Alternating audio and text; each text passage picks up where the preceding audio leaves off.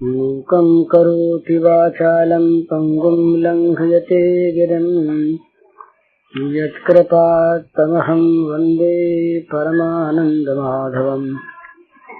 श्रीमन्मदनगोपालं वृन्दारण्यपुरन्दरं श्रीगोविन्दं प्रपद्येऽहं दीनानुग्रहकालकम्।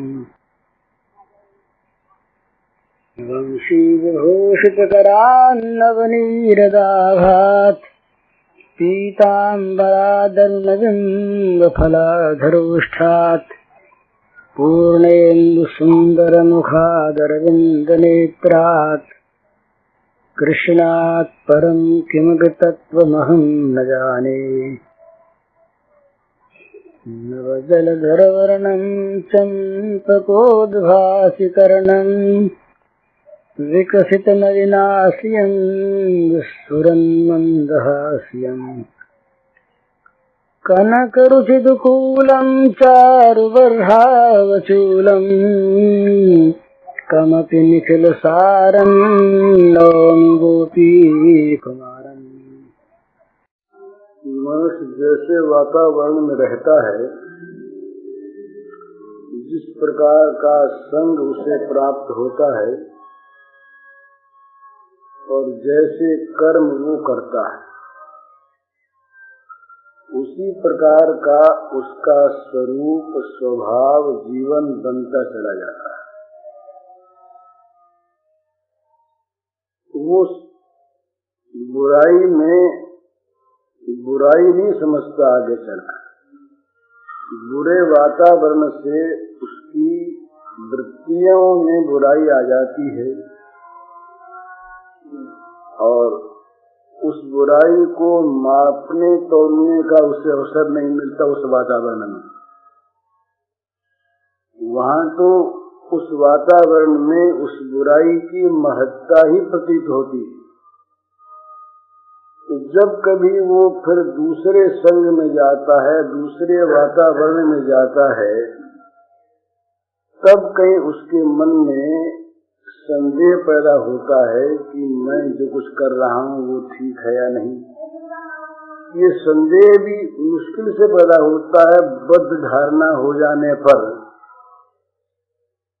उसको पहले यही दिखता है कि मैं ठीक हूँ, और ये जो इसके विपरीत मानने वाले हैं ये ठीक नहीं।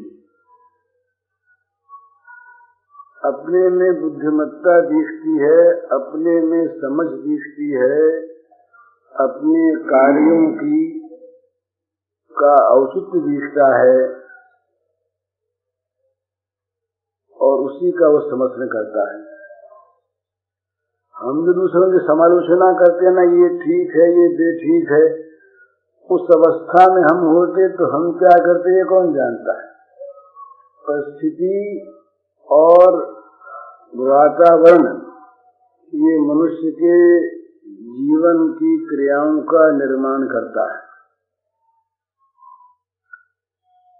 इसलिए मनुष्य को दो बात हमेशा देखनी चाहिए। अपने आप कहाँ पर है, इसको तोलता रहे सत्पुरुषों के और शास्त्रों के वचनों के आधार पर। भाई महात्माओं ने क्या कहा है और जिनको हम शास्त्र मानते हैं अपनी बुद्धि से ठीक, उन ऋषि प्रणीत शास्त्रों में जो कहा है उसके साथ हमारे जीवन का मेल है या बेमेल है, विरोध है या समन्वय है, ये इस पर अपने को तौलते रहना। एक बात। दूसरी बात,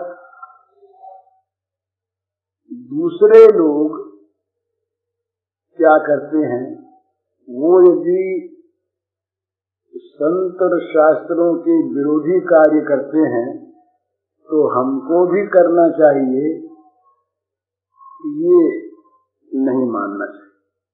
अपने को देखना और शास्त्र विरोधी दूसरों को करते देखकर वैसा न करने का निश्चय रखना, ये दो बात आदमी में अगर बनी रहे तो वो बच जाता है। बुरे वातावरण में भी बुरा होने से बच जाता है वो, अगर अपनी अच्छाई को अच्छे शब्दों अच्छे आदर्शों के साथ तोलता रहे, मिलाता रहे। भाई अब गीता हम पाठ करते हैं, गीता का पाठ जिनके नियम है वो रोज 1 अध्याय का 2 अध्याय का कर ही लेते हैं, परंतु गीता के अनुसार जीवन को मिलाने की चेष्टा बहुत कम करते हैं। भाई दैवी संपत्ति आसुरी संपत्ति भगवान ने साफ शब्दों में कहा है, दैवी संपत्ति विमोक्षाय निबंधा आसुरी मता। यदि भगवान की गीता पर, उनके शब्दों पर, उनके उपदेश पर हमको विश्वास है तो ये मानना होगा कि भगवान का कहना ठीक है कि दैवी संपत्ति मोक्ष के लिए है, छुटकारे के लिए है, आसुरी संपत्ति बंधन के लिए है। और फिर वहां पर वो दैवी और आसुरी संपत्ति का विवरण देते हैं विस्तार से। तो वहां अपने जीवन के साथ मिलान करते रहना है कि इनमें कौन सी बात हमारे जीवन में दैवी संपत्ति की आ गई, कौन सी आसुरी संपत्ति की। आसुरी संपत्ति की यदि है तो वो बंधन के लिए है, तो उससे हमें मुक्त होना चाहिए। किसी भी ग्रंथ को, रामचरितमानस हम पढ़ते हैं, किसी भी ग्रंथ को देखकर ग्रंथ में बताए हुए आदर्श के अनुसार अपने जीवन को बनाने का प्रयत्न करना, ये उस ग्रंथ को ठीक पढ़ना है। पढ़ने का अर्थ क्या है? ठीक ठीक उसको पढ़ जाए, जीवन में आ जाए तब पढ़ना है। वो बहुत बार मैं एक बात कहा करता हूँ, युधिष्ठिर के बाल्यकाल की। युधिष्ठिर जब पढ़ते थे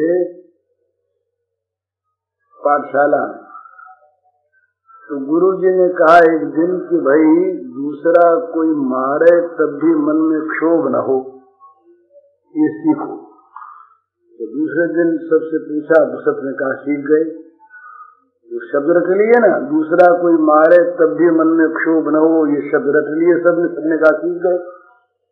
युधिष्ठिर ने कहा हम तो नहीं सीखे। एक दिन 2 दिन 4 दिन रोज गुरु जी पूछे, रोज वो कहें हम तो नहीं सीखे। तो कुछ दिनों के बाद एक दिन गुरु जी को क्रोध आ गया। क्रोध आ गया तब गुरु जी ने पूछा क्यों सीखे? बोले नहीं सीखे। तो गुरु जी ने मार दिया। मारने के बाद फिर पूछा गुरु जी, बोले अब सीखे? बोले हाँ महाराज आज सीखे। बोले आज कैसे सीख गए? बोले आपने कहा था ना कि कोई मारे तब भी क्षोभ न हो, तो आज तक किसी ने मारा ही नहीं, तो क्षोभ होता कि नहीं ये मैं जानता कैसे? आज आपके मारने के बाद मैंने अपने मन को देखा तो मालूम हुआ क्षोभ नहीं है। तब मैं सीख गया, तब मैंने कहा कि आज सीख गया। तो किसी भी ग्रंथ का, किसी भी महात्मा के वचन का वास्तविक अध्ययन क्या है, वो जीवन में उतर जाए तब। जीवन में न उतरे तो वो अध्ययन अधूरा है, अध्ययन बाह्य है, आभ्यंतरिक अध्ययन नहीं हुआ। तो ये जो, इसीलिए अपने शास्त्रों में आता है कि श्रद्धा संपन्न शिष्य जब ठीक ठीक जिज्ञासा को लेकर गुरु के पास जाता है, समित पानी होकर, तब गुरु एक बात जो कहते हैं वो तत्काल उसके ध्यान में आ जाती, उसका काम बन जाता है। और नहीं जीवन भर उपदेश करते रहो, सुनते रहो। सुनना और कहना पेशा या एक आदत जीवन में न कहने वाला उतारता है न सुनने वाला उतारता है, तो उससे वो लाभ नहीं होता जो वास्तव में होना चाहिए। तो जीवन में अच्छी चीज उतरे तब उसका असली लाभ हमें प्राप्त हुआ। असली लाभ प्राप्त हुआ जब जीवन में उतरे, तब इसलिए क्या करना है कि अच्छी चीज को जीवन में उतारना है। यदि शास्त्रों पर, महात्माओं पर श्रद्धा हो तो उनके वचनों के अनुसार अपने जीवन की चर्या को नित्य मिलान करते रहना चाहिए कि कहाँ कहाँ पर हम उससे विपरीत क्रिया करते हैं, हमारे जीवन में कहाँ कहाँ पर इससे विपरीत आचरण होते हैं, उनको देखें। उनको देखकर दूसरे क्या करते हैं ये न देखकर उसके अनुसार अपने जीवन को बनावे, रक्षा करे, तो मनुष्य हर वातावरण में बच सकता है। विभीषण बचे न, विभीषण जी रावण की लंका में रह करके भी दृढ़ता रही उनके मन में, तो अपने विचारों को वे निरंतर विशुद्ध रख सके। प्रहलाद जी महाराज छोटे बच्चे थे और हिरण्यकशिपु के राज्य में एक माँ का स्नेह उन्हें प्राप्त था और माँ प्रहलाद को डांटती भी नहीं थी। उस माँ के सिवा राज्य भर में पिता से लेकर के छोटे से छोटे राक्षस अनुचर तक सब के सब प्रहलाद के विरोधी, कोई समझाकर उन्हें ठीक करना चाहता, कोई डांट कर। पर प्रहलाद का अपना निश्चय इतना अडिग था कि वे अपने निश्चय का प्रभाव दूसरों पर तो डाल सके। बच्चों पर डाला, पाठशाला के जो बच्चे थे उनके साथ पढ़ने वाले थे, बेचारे डरते हुए जब देखते कि प्रहलाद पर भी अत्याचार होता तो हम पर भी होगा, तो डरते डरते भी चुप प्रहलाद की बात मानते, छिप छिप कर प्रहलाद का अनुकरण करते। लेकिन प्रहलाद का कहीं मन पलटा हो किसी के समझाने फुसलाने से या डराने से, सो नहीं हुआ। तो ये प्रहलाद दृढ़ निश्चयी थे और अपना मिलान करते थे भगवत भक्तों के जीवनचर्या के साथ। हम लोग जो संसार में विषयासक्त लोग हैं, ये केवल मिलान करते हैं हमारी बाहरी स्थिति अमुक बाहरी स्थिति वालों के समान हुई कि नहीं, हम इसी में रह जाते हैं। अर्थात बाहरी भोग किस किस के पास कितने कितने कैसे कैसे प्राप्त हैं, वे हमारे पास हैं कि नहीं। विषयासक्त पुरुष जो हैं वो यहीं तक रहते, अंदर सुख की ओर भी नहीं जाते। अधिक विषय वाले, अधिक भोगों वाले पुरुष सुखी हैं कि नहीं, ये जानने का प्रयास भी उनके अंतःकरण में घुसकर नहीं करना चाहते।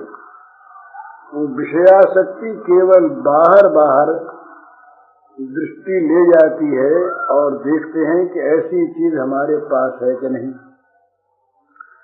तो ऐसी दृष्टि हो जाने पर मनुष्य का पतन से बचना बहुत कठिन, क्योंकि वो तो उन वस्तुओं को चाहता है, बुराई भलाई को भूल जाता है और अपने वास्तविक लाभ हानि को भी भूल जाता है। एक आसक्ति, एक आवेश, एक इस प्रकार का मन का उसका फंस जाना होता है कि वो उससे निकलना चाहता नहीं। कोई अगर निकलने की बात कहता है तो वो बात भी उसको बुरी सी मालूम होती है कि ये हमारा अहित चाहता है। संसार के बंधन से निकलने के बाद, विषयों की आसक्ति का त्याग करने की बात भी उससे फिर सुहाती नहीं। यही बस मन का भेद है।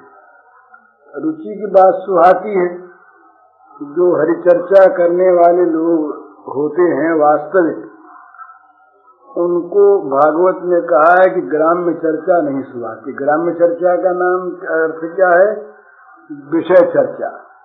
नहीं सुहावे जग की बातें, एक दिलवर की चर्चा सहती, ललित किशोरी पार लगावे माया की सरिता बहती।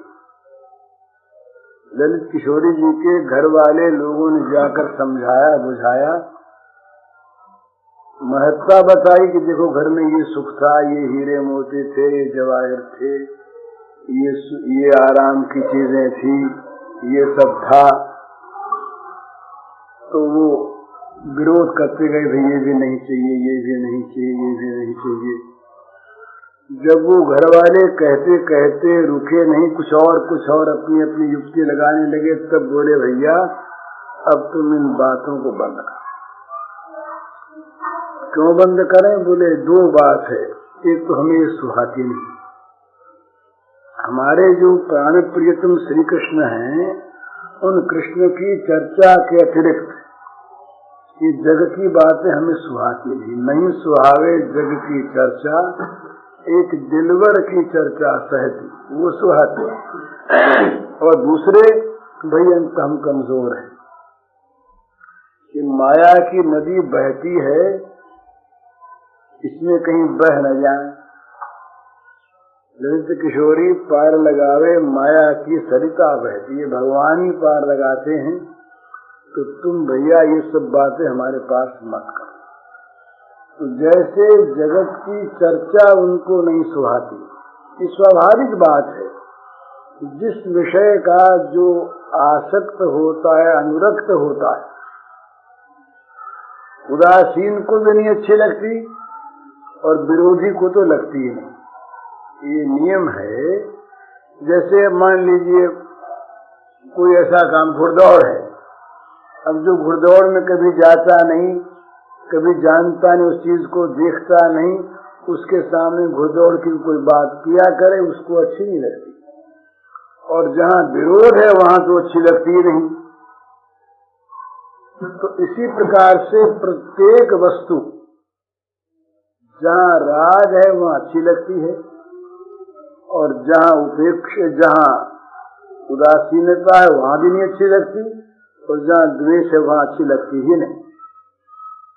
इसी प्रकार भगवत चर्चा, विषयी लोगों को भगवत चर्चा सुहाती नहीं, और कहीं सुहाती है तो ये हम विरोध नहीं करते, बड़ी सुंदर से सुंदर चीज है। लक्ष्मण जी और परशुराम जी का संवाद सुना हुआ रामायण में तो बड़ा अच्छा लगता है, क्योंकि आपस में कटुक्तियां हैं ना। तो रस लक्ष्मण जी में नहीं है, रस है उन कटुक्तियों में जो अपने को प्रिय है। भगवान की बाल लीला बहुत सुहाती है, बड़ी अच्छी है। बाल लीला अच्छी लगनी ही चाहिए, परंतु बाल लीला में अच्छा लगना, वो बालकपन के जो चुलबुले स्वभाव की चीजें वो हैं, भगवान की लीला है। ये अपने अंतरात्मा से इस बात का पता लगता है देखने पर कि चित्त कहाँ जा करके किस वस्तु को स्पर्श करता है और ग्रहण करता है। यूं वो सभी बातें देख सकता, तो जहाँ ग्रहण करता है वहां देखना कि यहाँ उसका चित्त लगता है, आसक्ति। तो जहाँ जिसका चित्त लगता है, जहाँ जिसकी आसक्ति है, वहीं वो रहता है, वहीं वो है, ऐसा सोचना चाहिए। तो विषयासक्त पुरुष जो होते हैं, उनको भगवत चर्चा कहीं अच्छी लगती है तो विषयों के संबंध को लेकर लगती है, विषयों से संबंध रहित होकर नहीं लगती। बोले भाई ठाकुर जी के मंदिर में बड़ा अच्छा झूला हुआ है, सावन के झूले हैं। एक मंदिर में पुजारी जी महाराज बड़े भक्त हैं और उनके भगवान भी उनके हाजरा हजूर हैं, पर उस मंदिर में झूले वूले का बहुत ज्यादा है, कोई उत्सव मनाने की उनकी सामशक्ति नहीं है। मामूली सादा सीधा झूला, उस पर भगवान झूल रहे हैं। और दूसरे एक मंदिर में बहुत बड़ा उत्सव है, वहाँ बड़ी बड़ी तैयारियां हैं, बड़े दृश्य वहाँ पर हैं। बोले वहाँ चलो, वहाँ देखो बड़ा ऐसी सजावट है, ऐसे ऐसे बढ़िया बढ़िया वहाँ पर पदार्थ रखे गए हैं, तो उन पदार्थों में मन है। बोले एक आदमी भजन गाता है भावमग्न होगा, और एक आदमी गाता है सुरीली आवाज से संगीतज्ञ। तो संगीतज्ञ के सुरीली आवाज का कला का विरोध नहीं है, कला भी साथ हो और भाव भी हो तो सर्वोत्तम। पर जिसका भाव में मन है उसको कला की अपेक्षा भाव अच्छा लगेगा, जिसका कला में मन है उसको भाव की अपेक्षा कला अच्छी लगेगी। चैतन्य महाप्रभु एक बार दक्षिण में कहीं गए थे, नित्यानंद जी महाराज साथ थे, तो एक ब्राह्मण अलग बैठा श्रीमद् भगवद गीता का पाठ कर रहा था। पाठ कर रहा और उसकी आंखों से आंसू बह रहे, पर पाठ वो करता था अशुद्ध। नित्यानंद जी महाराज बड़े पंडित रहे, तो पंडितों को अशुद्धि नहीं सुहाती है, ठीक बात है, वो जानते दूसरे जानते नहीं, उचित है। तो अशुद्ध पाठ सुनकर नित्यानंद जी ने दो एक बार तो सुना, फिर रहा नहीं गया। तो उन्होंने आकर महाप्रभु से कहा चैतन्य से कि महाराज वो ब्राह्मण देखिए अशुद्ध पाठ कर रहा है। तो इन्होंने कहा करने दो भाई, आपका क्या लिया, करता है विचार बोले अशुद्ध पाठ कैसे करेगा, ठीक नहीं करेगा। फिर आप जाके पूछिए उससे क्यों नहीं करता ठीक। तो नित्यानंद जी गए, जाकर ब्राह्मण तो भावमग्न था, तो उसको दो चार बार पुकारने पर वो जब भाव समाधि उसकी भंग हुई तो उसने कहा महाराज क्या कहते हैं। तो बोले तुम पाठ अशुद्ध क्यों करते हो। तो बोले महाराज आता नहीं आता नहीं, मुझको पढ़ा लिखा नहीं, जैसा आता वैसा कर लेता हूँ, तो पाठ शुद्ध नहीं करना चाहिए। तो महाराज आपको बंद कर दूं, लेकिन मुझे तो ऐसा ही आता है। तो बोले फिर रोते क्यों। तो उसने कहा महाराज सच्ची बताऊं। बोले बताऊं। बोले ये श्री कृष्ण अर्जुन को उपदेश दे रहे, देखना सामने खड़े हैं, तो कुरुक्षेत्र का मैदान है, ये उपदेश दे रहे हैं, इनकी वाणी सुन सुन करके और मुझे बड़ा आनंद आता, आंसू आ जाते हैं। नित्यानंद जी महाराज बड़े भारी महात्मा थे, तब भी वो कुछ विद्याभिमानी थे। उन्होंने आज कहा चैतन्य से कि महाराज वो तो पाठ तो शुद्ध करता ही है, तो एक ढोंग और करता है। कहा क्या करता है भाई। तो बोले वो कहता है कृष्णार्जुन दिख रहे हैं, सुन रही है वाणी। तो बोले सुनती होगी महाराज, इसमें कौन बड़ी बात है। बोले नहीं नहीं। तब महाप्रभु ने देखा कि इनका भ्रम मिटाना चाहिए, का एक काम करिए आप, धीरे से जा करके उनकी उस ब्राह्मण के चरण स्पर्श कर दीजिए। अजय विद्वान होने पर भी चैतन्य के बड़े अनुयायी भक्त थे, तो चुपचाप गए, जा करके ब्राह्मण के चरणों का स्पर्श किया। स्पर्श करते ही वही दृश्य इनके सामने आ गए, वही मैदान कुरुक्षेत्र का रणांगन, वही भगवान रथ पर विराजमान और अर्जुन बैठे हुए उदास उनको उपदेश कर रहे। तब इनको चेत हुआ कि भाई हमने भूल की। तो महाप्रभु से आकर के बोले महाराज मुझसे बड़ी गलती हुई। तो उन्होंने कहा भाई भाव के सामने बाहरी विद्या का तो इतना महत्व नहीं। भगवान जो हैं ये भावग्राही हैं। तो मतलब कहने का ये कि अंदर की चीज जो होती है वही चीज असली होती है और वही चीज अच्छी मालूम होती है। चैतन्य महाप्रभु को उसका भाव अच्छा मालूम दिया और नित्यानंद जी को उसकी बाहरी अशुद्धि शुद्धि पर ध्यान गया।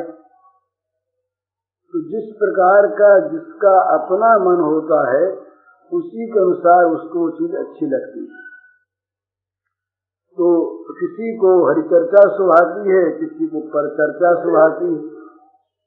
कोई परचर्चा सुनना चाहते नहीं। हमारे वो हरि बाबा जी हैं, उनके जीवन में हमने ये चीज देखी कि परचर्चा सुनना नहीं चाहते।